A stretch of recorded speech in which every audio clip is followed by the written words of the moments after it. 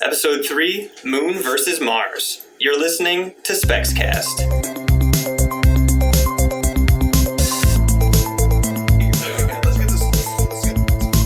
Welcome to SPEXcast, a podcast for discussing the science and technology of space exploration. I'm Phil, and joining me today we have Augie. Hello. TJ. And James. Hello. And Augie, what are we going to talk about today? Should humans build a permanent settlement on the moon or Mars first?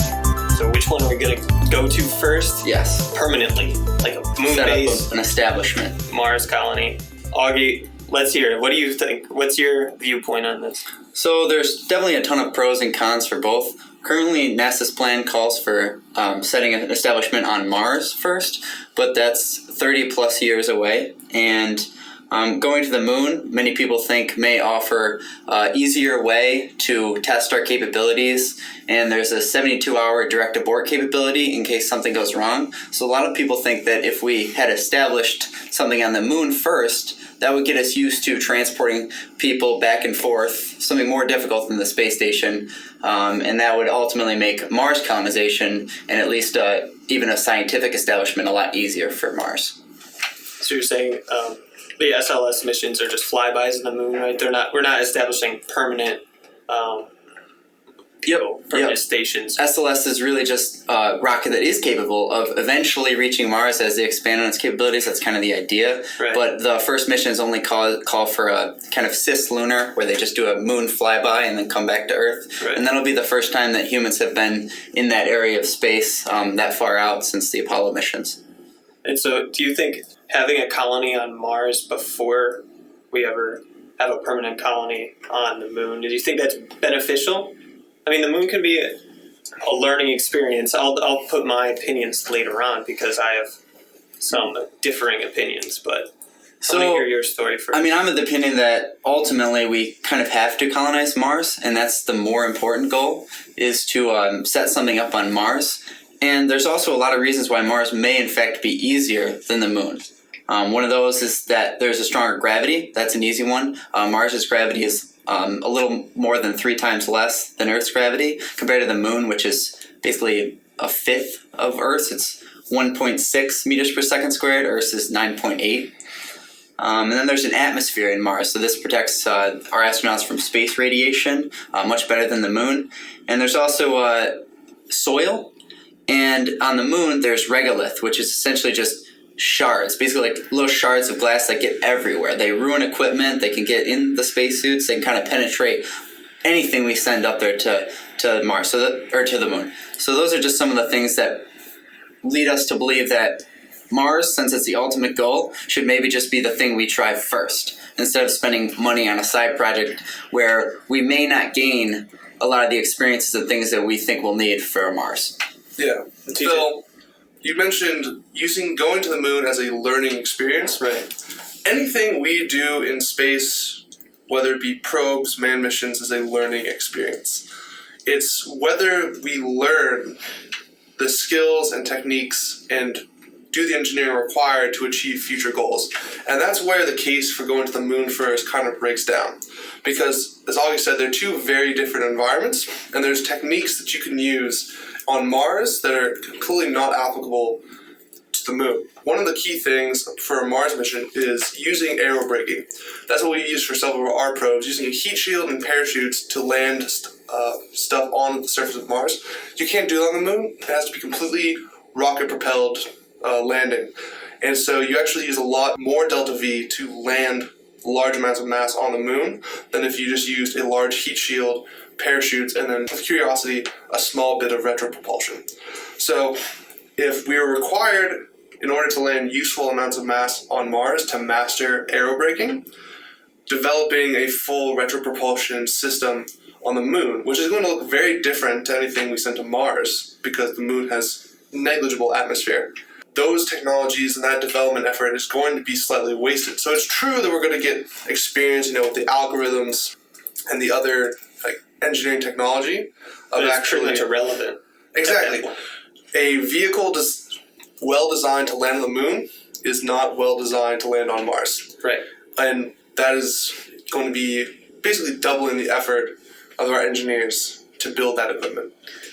Well, I think going to the moon would be very beneficial because in the learning experience, we would be able to test types of space maneuvering. We would be able to make certain rocket-propelled ships that could go out into space and come back like a day journey.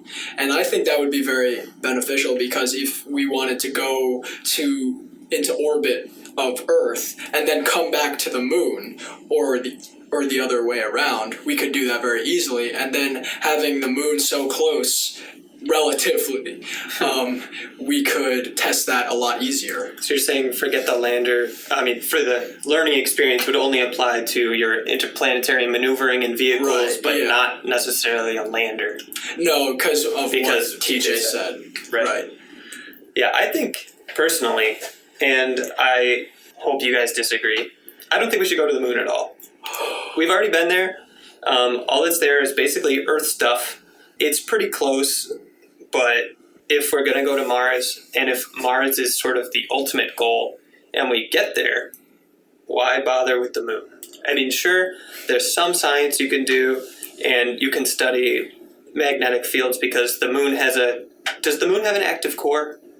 No? I don't think I so. don't think so. Well, I'm pretty sure Mars doesn't either, and so its magnetic field is diminished. Yes. You can correct me if I'm wrong on that.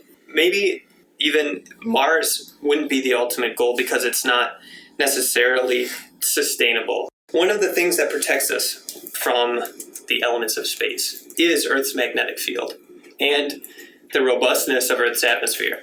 So Mars has a lot of CO2. The atmosphere is relatively thin. The water is there, kinda. Frozen, Right. but there. So it's going to be a lot of work to be a long-term sustainable habitat, right? And so the moon is going to be even more so. There's no atmosphere on the moon. There's nothing you can plant in the soil. There's no atmosphere to convert into oxygen. What are you going to do there? Nothing.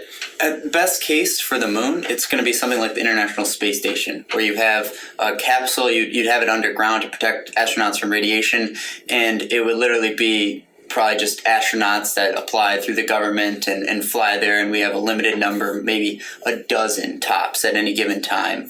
And so the thing that's less compelling about that is it doesn't set us off on the path to Mars. And you're right, it's kind of like Mars is going to take a while to set up a colonization and go from that initial settlement to a full-on colonization that can kind of protect human consciousness in case something happens to Earth.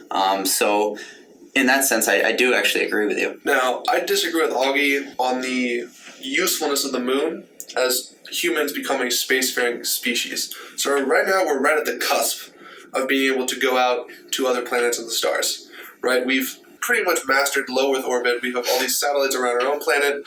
We've gone to our nearest moon, but we haven't really stretched out as humans to other planets yet.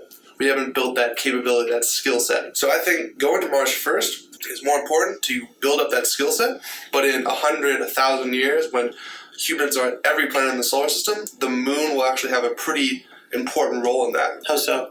It is geographically close.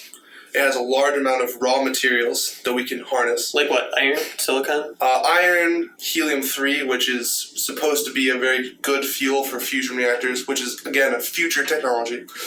It also is outside of the Earth's gravity well. So anything we use using regular rocket technology has to climb out of Earth's very deep gravity well.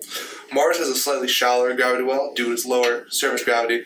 The moon has a much shallower gravity well. So if you were to travel, say, interplanetary or even from outside the solar system, if you wanted to go to Earth, you'd park essentially at the moon, and it would be a lot cheaper to do so than parking at Earth if you wanted to leave. It makes more sense for a ship in space to refuel and resupply at the moon and then go out to the solar system, then go all the way back to the Earth's surface. Now, that again involves a ton of infrastructure and a ton of future technology to be viable, but there's also other things that makes the moon attractive. If you use railguns, electromagnetically propelled carts, you can actually set up a railgun on the moon and just using solar power send mass back to the Earth. So you aim it at the Earth. Then yeah, you can literally do that, and that makes the cost of sending raw materials from the Earth or from the moon to Earth much, much lower. Any raw materials from Mars are going to be very cost prohibitive to send back because Mars has a large gravity well relative to the moon. It's much farther away, so you need a lot more delta V to get back. And so looking from a raw materials perspective, the moon is valuable in that sense, but only once humans as a species have a much more robust capability where we should start looking at what raw materials are more easy to access instead of what locations are easier to access. Yeah, I like the moon as a kind of stepping stone. You start there, you develop your technology in space because of the no atmosphere. You're in space all the time. Whereas on Mars, you've got something there. You've got something protecting you. But on the moon, we could develop our technology, master how to maneuver in space, and then go out and branch to other planets. Why develop on the moon, though? So here is what I think the ideal system would be, is to try it on an asteroid. And that's kind of what NASA has been talking about as the third mission for the SLS, is they're going to redirect an asteroid and then have astronauts go and actually explore that asteroid and take back some of that asteroid rock back to Earth. And I think they should put way more emphasis on that because the Mars plans that are 30 years out aren't really getting anybody excited. It's just so far away, and still there isn't a clear path to how they're going to do that if they focus everything on this asteroid and really hype that up, that would actually get done. And we could do all those things that you're talking about, space maneuvers, all these challenging things that we would learn from it, and we wouldn't have to deal with the moon dust and all that other stuff that isn't really helpful at this stage in space exploration. It may be later on when we need to, like TJ was saying. But so when you say to redirect an asteroid, do you mean into Earth's orbit, or just enough that we can occupy it until it leaves our vicinity? So enough, so it already is orbiting. It would be enough for us to go to it and explore it. So it's much closer within SLS's range. We don't have to take astronauts way outside of Earth's safe sphere of influence. Yeah. Yes. Now, going on the technological development side of things, missions to the moon have a very unclear path of relation to missions to Mars. You mentioned mastering orbital maneuvers. Right. Pretty much the only similar orbital maneuvers between a Mars and moon mission would be that initial injection burn and mid-course burns. Okay. Because for a lot of the more popular plans to go to the Mars, aerobraking is a key component. That reduces your required delta V by a ton because you can use the atmosphere as free deceleration. With a moon, you can't do that. So you have to do an orbital insertion burn and then a landing burn, all in one. A lot of Mars plans, you just go direct. You do an aero capture or just an immediate re-entry, right? So those maneuvers are inherently different and require different designed vehicles. Also, another thing I want to talk about is in situ resource utilization, ISRU. And that is using the resources in your environment to help support your mission. Now, with regards to Mars, the key concept of this is using the Martian atmosphere to generate fuel for your return journey. And that changes the dynamic completely in your vehicle design. And that's why there's such a push for methylox engines, right? Exactly. There's tons of methane on Mars. Exactly. So you can use the Easily methane mineable. So convert into fuel. for a Mars mission, instead of having to have a craft and send all the fuel you need to land and get back, as well as the fuel needed to land the fuel you need to get back, with that rocket equation coming in, making that vehicle size gigantic. Yep. You can land with just enough fuel to land with a reserve amount of hydrogen that acts as your feedstock. And you can turn that small amount of hydrogen, combine it with local resources into a large amount of methane, and use that methane to get back. With regards to the moon, it is feasible to generate return fuel. There's water within the moon's rocks. We can get hydrogen and oxygen from that and send fuel out. And a lot of sci-fi authors use the moon as a refueling base, using the natural resources on the moon to fill out these large spaceships to go out to the solar system. However, it is not terribly easy to extract those materials. You need a very large amount of infrastructure and manpower and energy on the moon to remove that water from the rocks. On Mars, all the elements you need are in the atmosphere. You can use a very on principle simple machine and mechanically simple machine that uses a relatively much less energy than it takes to extract useful fuel from lunar rocks, and then use that fuel. So when new hardware is being like designed and you want to test it to its limits, right? So do you think that the moon is too far outside the regular use of that technology, the ISRU technology, to be a valuable test case?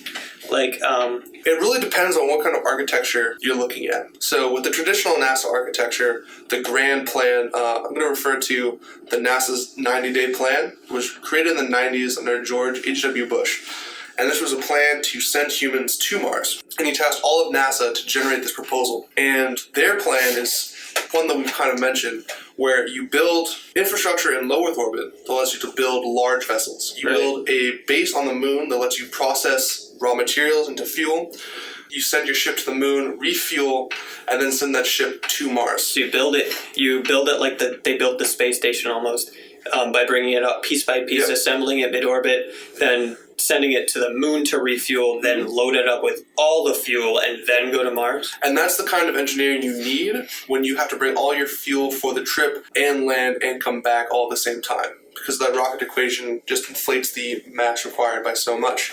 For more modern proposals that use aerobraking, and ISRU. Are you suggesting that they didn't factor in aerobraking at all?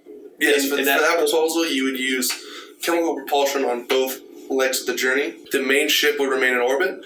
It would do a capture burn, and then send a small lander down and then back up. Okay, similar to the Apollo mission style. Yes. Command module and lander module. Very similar to the Martian, if you've all seen that. The Martian is the pinnacle realization of this plan. You build a huge ship that goes purely between Earth and Mars, and then use a smaller lander to go land on Mars and land back up. Okay. So that kind of seems like we could test that on the moon, because we did it with the Apollo missions. So if we wanted to commit to that plan for getting on and off of Mars, we could go to the moon, figure that plan out, execute it, figure out the flaws, solve the flaws, and then ultimately perform it going to Mars. You can't use aerobraking if we're going to do... So I think TJ's point is that plan was prohibitively expensive. It was going to be like $500 billion. So they ended up not doing that at all. And now with new technologies toward aerobraking and in situ resource utilization, we would want to use the newer stuff. So really, you can't test that on the moon because there is no atmosphere. You cannot aerobrake it. But we can still test other things. Oh, certainly. And I don't disagree that there's nothing to learn on the moon. There's certainly things to learn on the moon. Anytime we do something new, there are plenty of things to learn. It's just a question of, for the money you spend, where will the most value be? Yeah. What if NASA and other world organizations split up that cost? Sure. And like maybe ESA sends things to the moon, NASA sends things to Mars, and the Chinese, for example, send something to an asteroid. So that's exactly what's happening because the costs are so great. Under this, I'm going to call it the Battlestar Galactica plan, where you build a huge support ship that transfers you from the Earth to wherever you're going. Because the costs are so huge, with $300-500 billion for the total program, it's very difficult for one country to support that. And so NASA went out to other countries looking for partners, but for all international programs, you gain that country's support, but by spreading out the design work between more partners, you increase the cost. Integration becomes a huge challenge, as well as motives and what people want to gain from that experience, I guess, would differ based on political and social and cultural differences across the entire world. Yeah. Now, the key thing to look at is that with the Battlestar Galactica plan, the 90-day strategic plan, you're looking at $300 to $500 billion for the total program to send humans to Mars for a non-permanent stay. We're not sending up a Martian colony. We're sending humans to Mars for a limited mission. There's the alternate plan by Robert Zubrin, Mars Direct, where you use aerobraking, you use ISRU to refuel and come back. You're looking at a cost from 30 to 50 billion. So you're looking at a huge, exactly, an order of magnitude decrease in cost. And once you do that, then it becomes possible for a single government entity to achieve. I see. James, you were going to say something. Well, I was just going to say communication would probably eventually be difficult between all these countries, right? Because you have so many things going on in one country doing this one thing, and then it's happening in multiple other countries, having to get together and communicate everything they're doing and the problems that's occurring and the solutions. It's going to build up. I'm not sure how much that would that factored into building the International Space Station, but do you think that level of cooperation that we see on the ISS would scale up to a Mars colony, an international Mars colony? I mean, if you look at the ISS, yes, it's an international cooperation, but you have two main partners. You have the US and the USSR and now Russia, who built the majority of the major structural components. And you have, Japan has one module, Canada offered its robotic arm technology, and a couple other countries supported it via support missions and not actual components. And so it's really a combination of two large powers working together. Well, those two powers were the ones with the money, Exactly. knowledge, and the resources to do it. Exactly. And so when you're looking at a $500 billion price tag, the United States can't take $200 billion of that and have everyone else support the other $300 billion. Those numbers are just unreasonably large. But hold on, I'm a little confused. You're citing this $500 billion number, but that is under the old plan. Yes. Let's look at this from the perspective of the SLS and other modern initiatives. NASA wants to build a Mars colony. SpaceX wants to get to Mars. I'm not sure if they want to build a colony too, right? Yep. And that would be private, and that's a whole other ballgame. To just continue on with Phil's point, SpaceX really wants to do the whole transportation part of it. They want to do, the whole pay $500,000 and we'll take you to Mars. So what they could do with NASA is NASA could be developing the technologies to help colonists on Mars and actually fund, maybe a NASA settlement on Mars. Yeah, so going to the SpaceX plan, we know that they have a two-component system, the big Falcon rocket and the Mars Colonial Transporter. And that's designed to be fully reusable and dramatically reduce the cost of sending mass to Mars. And that's supposed to use the ISRU principle and aerobraking to reduce the needed vehicle mass that enters Martian. Sounds pretty similar to the NASA's mission and the ultimate goal. I mean, they are obviously running parallel paths right now. Now, NASA's current mission is currently a hybrid between the Battlestar Galactica plan and the Mars Direct plan. And they want to do Phobos as well first. And their real plan hasn't called for any necessary, sustainable establishment. I mean, that's really what we're talking about here. Whose plan? NASA's plan. So obviously we all want a permanent base. We don't just want to stop on Mars and come home. But currently NASA doesn't have, I guess, maybe the budget or kind of the political willpower to put something like that together where we actually sustain ourselves on Mars. Now, going back to SpaceX, so we know that they have this rocket they're planning on building. Now, we're not going to know until September the details on that rocket. And the really big question is whether SpaceX is going to partner with NASA and be the sole transportation provider, or they're going to partner with their own other commercial entities or burden that whole cost and develop all the necessary supplemental vehicles and technologies to do it all themselves. Because there's a huge payoff if they can create a complete Martian architecture where they'll send you to Mars. They'll own the vehicles that you stay in on the surface of Mars. If they can control that entire chain, that is a huge potential income for them. But however, when you're looking at $30 to $50 billion for the entire program, it's very, very hard for a private company to support that kind of research and development. Is that even realistic? For a private company to have its own complete mission from launch to landing and colonization, from Earth to Mars. That doesn't, not to say, go for it, man, but I don't think that's feasible, and I don't think it should be one entity doing that. And that brings in the whole conversation of, is Mars international waters? Can it be monetized? Can it be claimed by a private company who owns it? It wouldn't be that you're owning Mars, but if you own the means to get to this location, but you don't own the actual location, then you're getting much greater profit. You don't Now- own the ocean, you own the ship. Exactly. So what about the moons of Mars? Is there any benefit to those? Yeah, there's Phobos and Deimos are two moons on Mars, and NASA's current plan is to land on Phobos first, and that would test some of the orbital maneuvers you're talking about, same of the ones that TJ's been talking about, and get us further from Earth than any human has ever gone before. Maybe you know a little bit more about that plan. Want to elaborate? Yeah, so NASA came out with their Journey to Mars pathway, right? Of the steps it would take to land humans on Mars.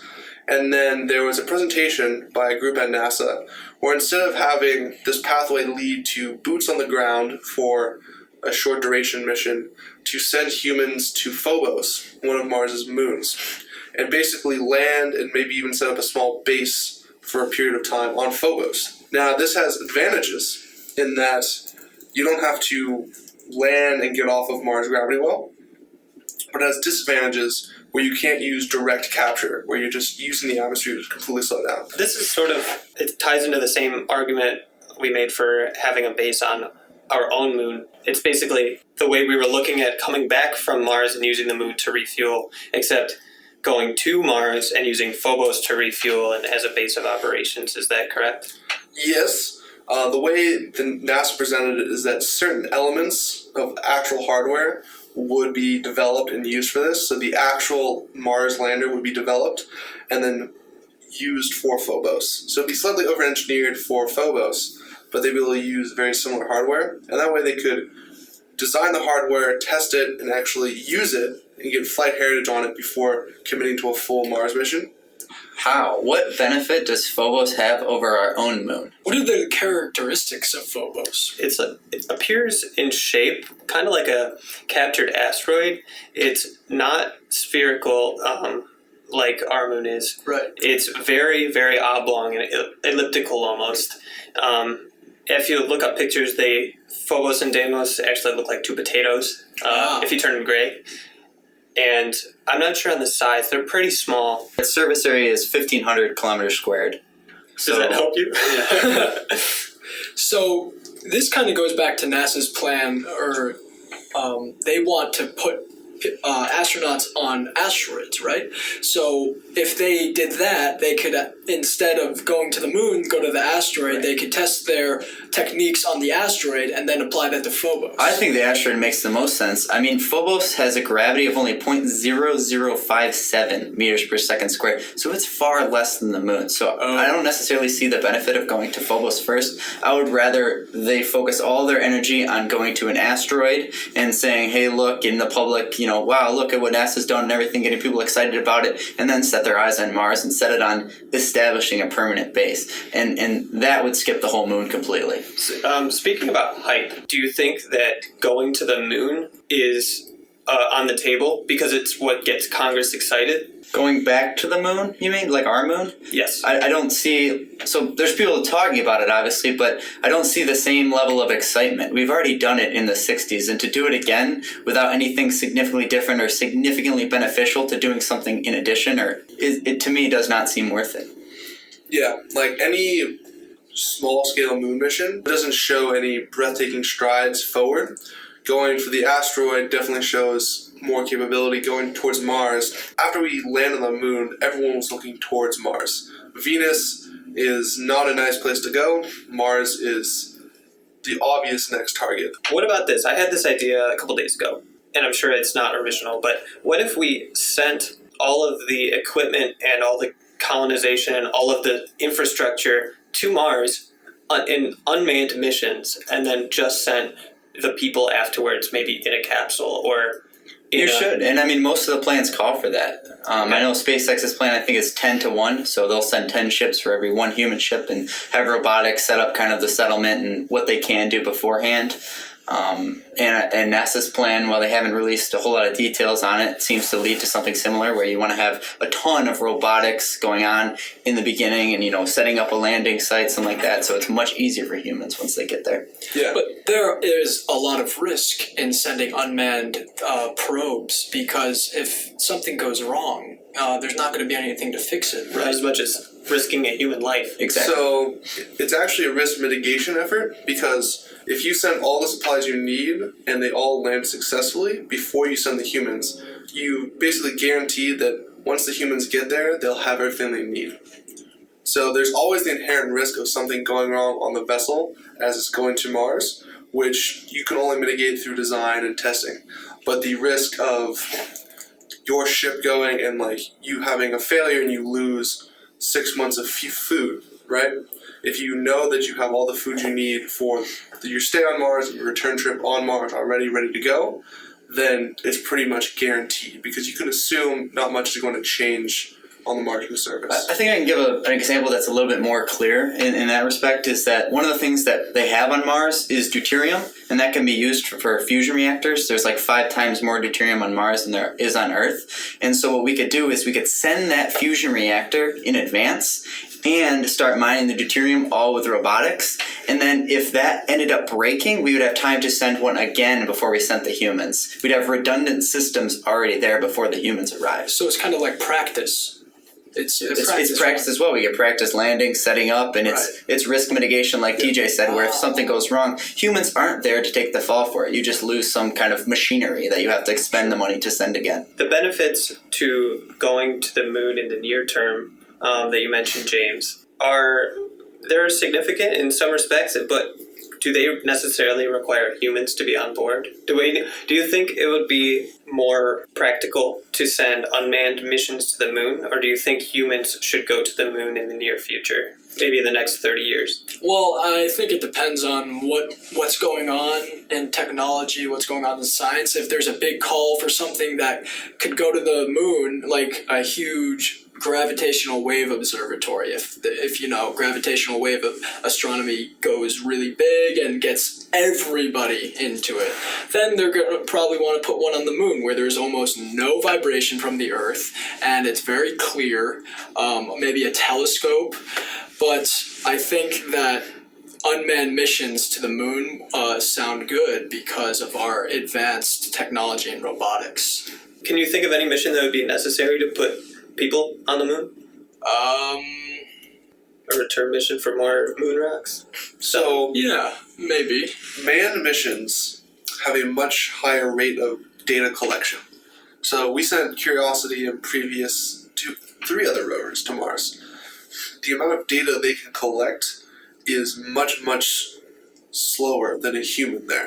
However, the cost and support infrastructure for sending a human to another planet is much greater. And so for a bang for your buck kind of situation, rovers are great for doing a lot of science, but humans on the ground who can use multiple different tools and do analysis on location are much, much more effective. But it's all about balancing cost versus speed, really. So where are everyone's thoughts right now? I mean, we maybe should have done this at the beginning of the podcast and then discussed at the end. But moon or Mars, or asteroid, moon or Mars? You want to start first, TJ? Go big on Mars. I really like the SpaceX approach. Build a huge rocket, send it straight to Mars, land, fill her back up, and fly her back again. That seems like a very sensible approach. It just has that huge scope. When you're looking at a rocket that's much taller than a Saturn V, that's very hard for humans to fathom. Well, it gets complicated because if we had to choose one, I would say the moon, because I like the idea of it being close and it's we can see it. And Mars, it's very far away compared to the moon. So I think we shouldn't just look over the moon. We should do some experimenting with it because, our technology is getting very, very good. We could probably get people back and forth from the moon very easily in a few years. And I don't think that should be overlooked just because Mars has a lot of natural resources and they can do a lot more there. Of course, we should do that, but that's long term. That's like 30, 40 years away. Whereas the moon, we could be going out to the moon in 5 years, coming back very easily. So at the beginning of this podcast, I was kind of firmly believing we should go to Mars, and anything that we could do on the moon could be done on Mars or on an asteroid, so there's no point going back to the moon. But after hearing what you just said, James, you got me thinking that maybe if we focus everything on going to the moon as basically an extension of things we already do on Earth, like giant radio telescopes or gravitational wave detectors or things that require light gravity. Maybe if we focus our efforts on getting a single stage to orbit rocket or space plane that can travel easily from the Earth to the moon, and if we focus everything on doing everything on the moon and get really good at it, it would speed up going to Mars, going to Europa, going to Titan, going to Pluto, much faster than if we just went to Mars. And I'm not sure, if I was the head of NASA and I had to choose the moon or Mars, I think I would still pick Mars. But I'm not as sure anymore. What about you, Augie? If I could pick, I think I'd choose an asteroid, and that's for NASA. So what they can do is spend the next 5 to 10 years just reaching asteroids. So we can put humans on asteroids, we can study those, and at the same time, they can continue to help the commercial sector grow and expand and get new revenue streams and stuff like that. And then when their asteroid is kind of, accomplished, they can focus on a commercial partnership with putting humans on Mars. That's what I think. So could we go from best. the moon to an asteroid and then to Mars? Does that sound like a logical plan? I mean, we could, but like you said, there would need to be some sort of discovery or some reason to go back to the moon, and I really don't see it. I think we could gain a lot of those same experiences by going to an asteroid, and I think an asteroid is equally, if not more exciting, because we've never done it. Well, an asteroid is very exciting, but for observatories like a huge telescope or a huge gravitational wave observatory, those are very big instruments. Yeah, right, but what I'm saying is if that gets built, then yes, let's send one to the moon, certainly, but right now there isn't that compelling reason to go to the moon. You know what I mean? Okay. And that concludes episode 3, Moon versus Mars. Thanks for listening. We'll be back next week with another discussion on space exploration, science, and technology. If you would like to share your thoughts on this discussion or have requests for another topic, send an email to spexcast@gmail.com or tweet to us at RITSpecs with the hashtag SPEXcast. If you want to hear more, consider subscribing to us through iTunes or your favorite podcast app. All past episodes are available to download from our website, wiki.rit.edu/display/specs/SPEXcast. I know, it's a mouthful. This podcast is made possible by RIT Specs, a space exploration student faculty research organization at the Rochester Institute of Technology. Special thanks to the Interactive Learning Grant Program for giving us the tools to promote student and faculty engagement outside the classroom. Our music is by Kevin Hartnell. This has been SPEXcast. We'll see you next week.